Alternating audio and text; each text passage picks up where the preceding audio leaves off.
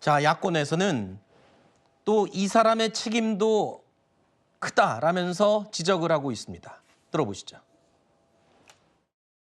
헌법학자가 국민 저항권은 헌법 위에 있다면 있는 거야. 우리는 국민 저항권을 가지고 이번 주에도 당당하게 여러분이 밀고 나가시기를 바라고, 절대 기죽지 마시고, 국민 저항권이 이게 이제 시작이 됐기 때문에 윤석열 대통령도요, 구치소에서 우리가 데리고 나올 수도 있어요.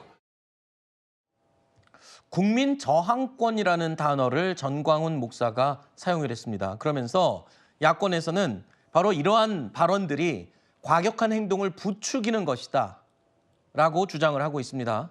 일부 법조계에서는 전광훈 목사에 대해서 이 폭력 행위를 교사한 혐의를 적용할 수도 있지 않겠느냐라고 지적을 하기도 합니다. 어떻게 보십니까?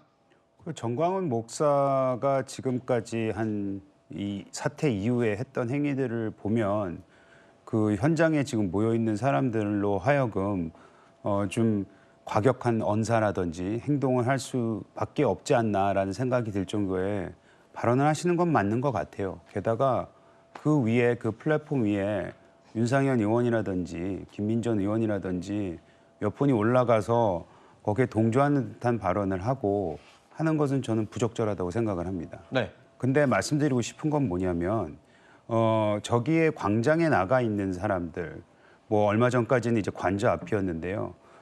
수많은 사람들이 나가 있긴 하지만 그분들이 대한민국 지금 보수 진영 내지는 대한민국을 걱정하시는 분들의 대다수가 아닙니다. 일부입니다. 그 일부는 국민의힘에도 있고요, 민주당에도 있습니다. 그리고 기술적으로 말씀드리자면 전광훈 목사 같은 경우에는 우리 당의 소속도 아니고 오히려 본인의 당에 따로 있는 분이세요. 그래서 그거를 국민의힘과 연계시켜서 말씀하시는 거는 조금 너무 나아갔다고 생각을 하고요. 다만 저런 분들이 저런 얘기를 하는 것에 있어서 이게 과연 우리한테 어떤 앞으로 이 일을 해결해야 되는 중장기적인 어떤 도움이 될까에 대해서는 저도 우려가 되는 상황입니다. 자, 이 정치인들이나 영향력이 있는 사람들이 어떤 지지자들을 고무시키기 위한 발언은 여든 야든 할 거 없이 항상 있을 수는 있습니다. 그런데 공공연스럽게도 이번에 또 폭력 사태가 벌어지면서 마치 그 지지하거나 옹호하는 발언들이 교사를 한 것까지 지금 좀 이어지는 그런 상황 같거든요. 그러니까 지금 선을 넘어도 한참 넘었기 때문에 지금 이런 말이 나오는 거 아니겠습니까? 네.